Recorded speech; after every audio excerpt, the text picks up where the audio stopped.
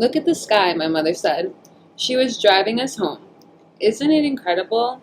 Out of the corner of my eye, I saw a stripe of hot pink clouds running over the telephone wires and glowing gold leaves on the sycamore trees beside the road. I guess I said. My mother felt color acutely. It was one of the ways we communicated. Her driving around the town pointing out colors. She'd broken up with Ron, and although I was initially relieved to be rid of him and have my mother to myself again, now I wasn't so sure. I'd found him annoying, but once he was gone, I'd missed him. Ron had been variety, someone else besides my mother and me. When he walked into our house, he disturbed the air. Men brought life. You couldn't take the measure of it until they were gone and left everything flat, without zest or surprise. We couldn't afford to go out for dinner or to the museum in San Francisco. Now, in the car, she wanted me to look at the sky. Look up, she said. What's wrong with you? I slouched in my seat like the flare of color was the most boring thing in the world. It seemed to me it would take too much energy to appreciate every phenomenon she pointed out. It was just a sunset. We'd seen a lot of them already. Already, life had begun to repeat. Kristen invited me to her house to spend the night. She was the girl who'd followed me around announcing my father's name. Since then, she'd stopped doing that, and we were part of the same group of friends at school. We'd had permission to walk from school to her dad's house, which was north past University Avenue, the opposite side of Palo Alto from where I lived. It was a privilege to be able to walk that far alone without an adult. Her house was a Victorian with a cement path leading up to the wooden steps. Tree roots snaked and strained through the dirt yard like neck tendons. Her bedroom was under the eaves at the top of the house, the ceiling tucked into the floor. She had her own small television. I sat down on the bed, and it shifted around me like jello. And, surprise, it's a waterbed, she said, stretching out. There was something exotic about her, and slippery, that made me feel conservative and ordinary. I almost got sleepy around her, the way I would get sleepy around people who cared about my father being famous. We went downstairs where I followed her into the kitchen. She pulled a big carrot out of the fridge. You know what some women do with these, right? She said, put it inside of them instead of having sex. That's gross, I said. The world contained disgusting, revolting elements, like sex, which I knew about and which still felt unsettling. How people might be doing it and yet continuing to exist in an ordinary fashion on the surface, like an infestation of bugs under a clean white wall. Look, she said, pulling out the black gauzy string from her chest of drawers. It was a bra made of elasticized lace, 2 triangles bound by black strips of lycra. It looked like a woman's bra, sexy for a grown-up, yet small, made for a child. I'd had no idea something this perfect existed in the world in these proportions. It was tantalizing for being a perfect miniature. The way dollhouse furniture, food, and cutlery had been thrilling to me before, I wanted all what she had. The remote, the television, the waterbed, the lacy bra. Hey, you want to watch the Texas Chainsaw Massacre? Okay, I said. I wasn't sure what it was. She took a tape out of a worn paper case, pushed it into the VHS player under her television. The film was grainy like a sweater woven out of too many colors of yarn. I could make out only the figure of a man walking up a path in dry grasses toward a house. I watched this a lot, she said, before I'd go to sleep. Before we turned off the light, her father came in to check on us. Dad, Kristen said. He sat down on the edge of the bed, facing her. I'm feeling insecure, she said, in a baby voice. You told me to tell you when I was feeling that, and I'm telling you now. Oh, honey, he said. He hugged her close. I'd had no idea she was feeling insecure. I was impressed. She knew that word. And jealous that she could say something like that to her father. It was an adult word. I wouldn't have thought to say it ever. Sorry, dear, he said, and then stood up and looked at both of us. Well, good night, you two. Sleep tight. The stairs creaked on his way down.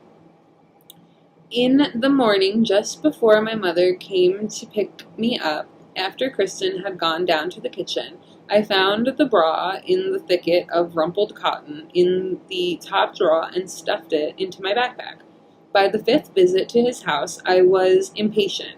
For a long time, I hoped that if I played this role, my father would take the corresponding role. I would be the beloved daughter, and he would be the indulgent father. I decided that if I acted like other daughters, he would join in the lark. We pretended together, and in pretending, we'd make it real. But if I had observed him as he was, or admitted to myself what I saw, I would have known that he would not do this, and that a game of pretend would disgust him. Now we were together in his car driving to the woodside house in the dark. Tonight he wore a leather jacket with black fabric at the cuffs that matched the color of his hair and gave him a rakish look. He was still quiet, but felt older. Can I have it when you're done? I asked him. As we took a left at the leaning, crumbling white pillars that flanked the thin, bumpy road that ended at his gate. I'd been thinking about it for a while, but only just built up the courage to ask. Can you have what? He said. This car, your Porsche. I wondered where he'd put the extras. I pictured them in a shiny black line at the back of his land. Absolutely not, he said, in such a sour, biting way that I knew I'd made a mistake. I understood that perhaps it wasn't true, the myth of the scratch. Maybe he didn't buy a new one with abandon. Maybe the idea that he was profligate was false. He was not generous with money, food, or words. The idea of the Porsches had seemed like one glorious exception. I wished I could take it back. We pulled up to the house and he turned off the engine. Blue hydrangeas with flowers bigger than my head billowed out from both sides of the gate to the courtyard. Many years later, he would quiz me. What do you think is the best kind of hydrangea? The blue ones, the bright blue ones. I used to think so too when I was young, he said. But it turns out the white ones, the cone-shaped ones, are actually much nicer. Before I made a move to get out, he turned to face me. You're not getting anything, he said. You understand? Nothing. You're getting nothing. Did he mean about the car, something else, bigger? I didn't know. His voice hurt sharp in my chest. The light was cool in the car, and white light on the roof had lit up when the engine turned off. Around us was dark. I had made a terrible mistake, and he'd recoiled. By then, the idea that he'd named the failed computer after me was woven in with my sense of self. Even if he did not confirm it, and I used this story to bolster myself, when near him, I felt nothing. I didn't care about computers. They were made of fixed metal parts and chips with glinting lines inside plastic cases. They mesmerized you when you sat in front of them, but were otherwise boring to look at, nothing beautiful. but I liked the idea that I was connected to him in this way. It would mean I'd been chosen and had a place despite the fact that he was aloof or absent. It meant I was fastened to the earth and its machines. He was famous. He drove a Porsche. If the Lisa was named after me, I was part of all that. I see now that we were at cross purposes. For him, I was a bolt on a spectacular accent. Accent? Sure. As our story did not fit with the narrative of greatness and virtue he might have wanted for himself, my existence ruined his streak. For me, it was the opposite. The closer I was to him, the less I would feel ashamed. He was part of the world, and he would accelerate me into the light. It might all have been a big misunderstanding, a missed connection. He'd simply forgotten to mention the computer was named after me. I was shaking with the need to set it right all at once, as if waiting for a person to arrive for a surprise party, to switch on the lights and yell out what I'd held in. Once he'd admitted it, yes, I named the computer after you. Everything would click into place. He would patch the holes, get furniture, say he'd been thinking of me the whole time, but had been unable to get to me. Yet, I also sensed that if I tried too hard to set it right, it might tip some delicate balance and he would be gone again. And so I waited in this suspended state in order to keep him. I followed him from the car into the house. We didn't take a hot tub. We ate salads as he read the paper. We watched Flashdance. I didn't try to sleep in his bed. At some point, I awoke in the dark because I had to pee. The darkness pressing on my eyes, nothing visible. It was silent. The crickets had stopped. I wouldn't be able to find the bathroom in the pitch black. I couldn't even tell what direction I was facing or whether I was upright. I waited with my eyes open in the darkness and nothing emerged. It was as if the darkness was pressing back at my efforts to penetrate it.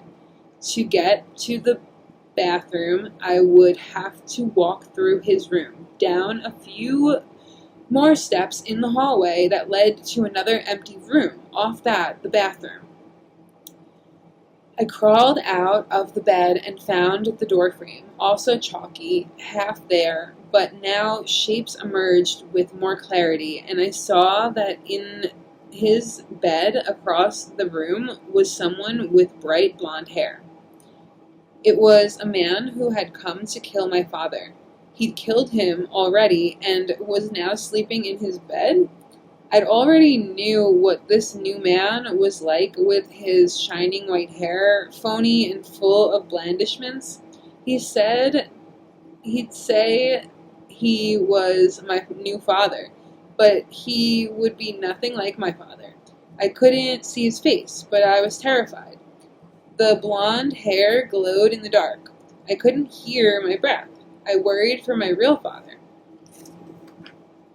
After I crept to the bathroom, I crept back through the room, and the blonde man was still there, in the bed. He moved in his sleep, diving down under the covers as if plunging underwater. I returned to the bed and spent what felt like hours terrified, wondering what to do, dreading the morning when it would be clear that my life would be different forever and my father would be gone. I was too afraid to get up again and confront the blonde man. I decided to wait until morning, and at some point I must have fallen asleep. In the morning, there was no blonde man, and my father was alive. I thought I must have imagined it. I didn't ask him about it. I was embarrassed for the terror I'd felt and the protectiveness. The next Wednesday night, my mother drove over to visit us when her class was unexpectedly canceled. We didn't know she was coming. She found us in the kitchen, having knocked and called out, and then entered through the unlocked front door. Walking through the dark house, into the bright and cold kitchen where we were sitting eating. She sat with us as he teased me in unusual ways. "How about that guy for your boyfriend?" he said, pointing to a picture of an old man in the paper he was reading while we ate. I looked, then sneezed, and a few grains of the salad flew onto the picture. "The boys'll love that. You'll have that bed warmed up in no time at all," he said. "About a new bed Mona was planning to buy for me. Who you gonna invite over?" The jokes were profoundly awkward. He was refined in other ways, but seemed unsure about how you were supposed to talk with children. I wanted to be close with him, but the jokes confused me. I didn't know how to respond. That might have been the look she saw on my face.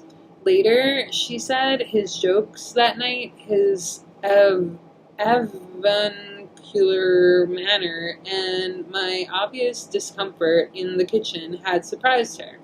"I had a look of being lost," she said, "not confident in the way I usually was." She arranged for me to stay at a friend's house on those Wednesday nights, telling me that he planned to come and take me skating instead. I thought that sounded okay.